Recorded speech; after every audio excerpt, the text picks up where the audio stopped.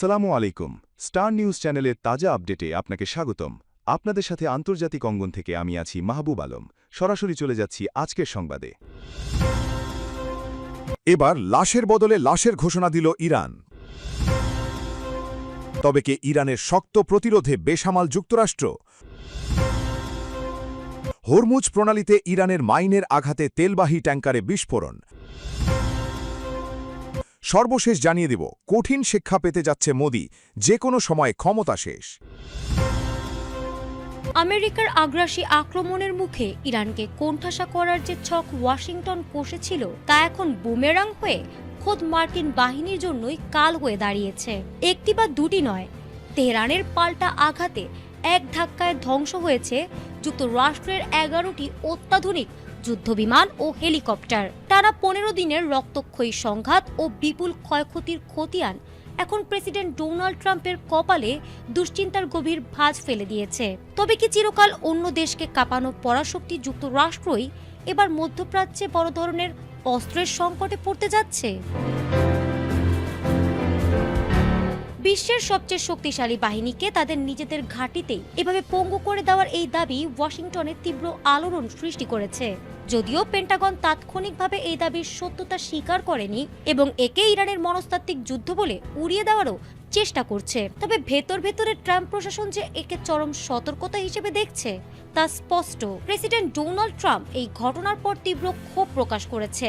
ওয়াশিংটনের নীতি নির্ধারকদের মতে মার্কিন সম্পদের ওপর যে কোনো ধরনের আঘাত বা ক্ষতি সাধন লাল রেখা অতিক্রম করার শামিল। ট্রাম্প প্রশাসন সাফ জানিয়ে দিয়েছে, তেহরানের এই দুঃসাহসের জবাব দিতে মার্কিন সামরিক বাহিনী যে কোনো মুহূর্তে বিধ্বংসী পাল্টা হামলা চালাতে প্রস্তুত। বিশ্লেষকদের মতে এই ঘটনা মধ্যপ্রাচ্যকে এক অনাকাঙ্ক্ষিত ও ভয়াবহ সংঘাতের দ্বারপ্রান্তে দাঁড় করিয়ে দিয়েছে। কূটনীতির টেবিল যখন ব্যর্থ হতে চলেছে, তখন অস্ত্রের এই শক্তি প্রদর্শন কেবল দুই দেশের মধ্যেই সীমাবদ্ধ থাকবে না, বরং পুরো অঞ্চলের নিরাপত্তা ভেঙে চুরমার করে দিতে পারে। ইরানের বিরুদ্ধে সামরিক অভিযান আরও জোরদারের পরিকল্পনা থাকলেও শেষ মুহূর্তে স্থগিত করে ট্রাম্প প্রশাসন। টানা প্রায় 2 সপ্তাহ হামলা চালানোর পর গত 2 দিন ধরে নতুন করে হামলা চালানো বন্ধ রেখেছে যুক্তরাষ্ট্র। মার্কিন সংবাদ মাধ্যম দ্য নিউ ইয়র্ক টাইমসের এক প্রতিবেদনে উঠে এসেছে, এর পেছনে অন্যতম বড় কারণ ছিল ইরানের পাল্টা ক্ষেপণাস্ত্র ও ড্রোন হামলা ঠেকাতে ব্যবহৃত ইন্টারসেপ্টর মিসাইলের মজুদ দ্রুত ফুরিয়ে যাওয়ার আশঙ্কা। একই সঙ্গে ট্রাম্প প্রশাসনের ভেতরে এই মূল্যায়নে ছিল যে হামলা আরও জোরদার করলে তাতে ইরানকে আলোচনার টেবিলে বসতে বাধ্য করা সম্ভব নাও হতে পারে। প্রতিবেদন অনুযায়ী ইরানের বিরুদ্ধে সামরিক অভিযান আরও বিস্তৃত করা হবে কিনা এ নিয়ে প্রেসিডেন্ট ডোনাল্ড ট্রাম্প ও তার শীর্ষ জাতীয় নিরাপত্তা উপদেষ্টাদের মধ্যে একাধিক বৈঠক অনুষ্ঠিত হয়। এসব আলোচনায় সবচেয়ে বেশি গুরুত্ব পায় মধ্যপ্রাচ্যে মোতায়েন মার্কিন বাহিনীর হাতে থাকা ইন্টারসেপ্টর ক্ষেপণাস্ত্রের সীমিত মজুতের বিষয়টি। কোয়ালিটি সম্পন্ন আন্তর্জাতিক মানের still bar CSRM, committed for better still. New York Times জানায়, গত শুক্রবার ট্রাম্প প্রকাশ্যে ইরানের বিরুদ্ধে আরও বড় ধরনের হামলার ইঙ্গিত দিয়েছিলেন, কিন্তু পরে জাতীয় নিরাপত্তা উপদেষ্টাদের সঙ্গে বৈঠকের পর সেই পরিকল্পনা আপাতত স্থগিত রাখার সিদ্ধান্ত নেন তিনি। আলোচনার সঙ্গে সংশ্লিষ্ট 2 ব্যক্তির বরাত দিয়ে এমন তথ্য প্রকাশ করেছে পত্রিকাটি। প্রতিবেদনে আরও বলা হয়েছে, যুক্তরাষ্ট্রের জয়েন্ট চিফস অফ স্টাফের চেয়ারম্যান জেনারেল ড্যান কেন ট্রাম্পকে সতর্ক করে জানান, মার্কিন বাহিনী চাইলে ইরানের বিরুদ্ধে আরও বড় সামরিক অভিযান চালাতে সক্ষম, তবে সেন্ট্রাল কমান্ডের হাতে থাকা ইন্টারসেপ্টর মিসাইলের মজুদ দ্রুত কমে যেতে পারে, যা ভবিষ্যতে মার্কিন ঘাঁটি ও মিত্রদের সুরক্ষার জন্য বড় ঝুঁকি তৈরি করবে। এদিকে প্রশাসনের আরেক জ্যেষ্ঠ কর্মকর্তা নিউ ইয়র্ক টাইমসকে বলেন, হোয়াইট হাউসের ভেতরেও এমন সংশয় ছিল যে হামলা আরও বাড়ালে তাতে ইরান নতি স্বীকার করবে না, বরং সাম্প্রতিক হামলাগুলো ইরানের অভ্যন্তরে জাতীয় ঐক্য আরও শক্তিশালী করেছে এবং বিদেশি হুমকি মোকাবিলায় দেশটিকে আরও দৃঢ় অবস্থানে নিয়ে গেছে। প্রশ্নফাঁস বিরোধী আন্দোলন কি শুধু শিক্ষামন্ত্রীর পদত্যাগেই শেষ, নাকি এটি ভারতের রাজনীতিতে বড় পরিবর্তনের ইঙ্গিত? শিক্ষামন্ত্রী ধর্মেন্দ্র প্রধানের পদত্যাগের পর এখন সবচেয়ে বড় আলোচনার বিষয়, জেনজি তরুণদের ক্ষোভ কি প্রধানমন্ত্রী নরেন্দ্র মোদীর জনপ্রিয়তায়ও ফাটল ধরাতে শুরু করেছে? প্রশ্নপত্র ফাঁসের প্রতিবাদে ককরোচ জনতা পার্টি বা সিজেপির নেতৃত্বে শুরু হওয়া আন্দোলন মাত্র কয়েক সপ্তাহে দেশ জুড়ে ছড়িয়ে পড়ে। পুলিশের লাঠিচার্জ, গ্রেপ্তার ও টিয়ার গ্যাসও থামাতে পারেনি আন্দোলন। শেষ পর্যন্ত পদত্যাগ করতে হয় শিক্ষামন্ত্রীকে। আন্দোলনের মাঝেই বিরল এক সেলফি ভিডিও প্রকাশ করেন প্রধানমন্ত্রী মোদী। সেখানে তিনি আন্দোলনকারীদের কষ্টের কথা উল্লেখ করে ব্যবস্থা নেওয়ার আশ্বাস দেন। তবে সেই বার্তা জেনজি আন্দোলনকারীদের মন জয় করতে পারেনি। বিশ্লেষকদের মতে প্রশ্ন ফাঁস ছিল কেবল একটি উপলক্ষ।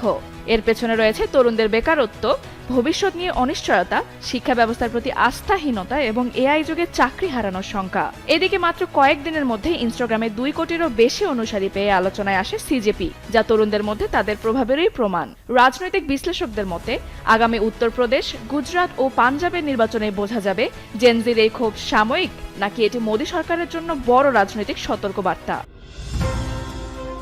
এর সাথে যুক্তরাষ্ট্র ইসরায়েলের যুদ্ধ শুরুর পর থেকেই আলোচনার কেন্দ্রবিন্দুতে ছিল তেহরান নিয়ন্ত্রিত হরমুজ প্রণালী। শুরু থেকেই সরু এই জলপথটিকে বন্ধ করার হুমকি দিয়ে আসছিল ইরানি কর্তৃপক্ষ।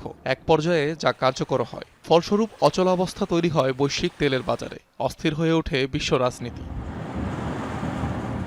একাধিক মার্কিন গোয়েন্দা সূত্রের বরাতে সংবাদ মাধ্যম সিএনএন বলছে হরমুজ প্রণালীতে মাইন বসাচ্ছে ইরান। গেল কয়েকদিন ধরে চলছে এই তৎপরতা, যা ঘিরে আবারও শঙ্কা তৈরি হয়েছে বৈশ্বিক জ্বালানি সরবরাহে বিঘ্ন ঘটার, কেননা বিশ্বের অন্যতম গুরুত্বপূর্ণ নৌরুট প্রণালীটি।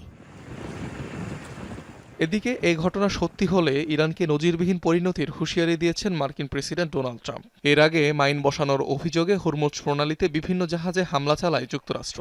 অবশ্য সূত্র বলছে ইরানের কাছে এখনও 80 থেকে 90% যুদ্ধযান ও মাইন স্থাপনকারী জাহাজ অক্ষত রয়েছে। হরমুজ প্রণালী আমাদের দেশের কৌশলগত জলপথগুলোর মধ্যে একটি।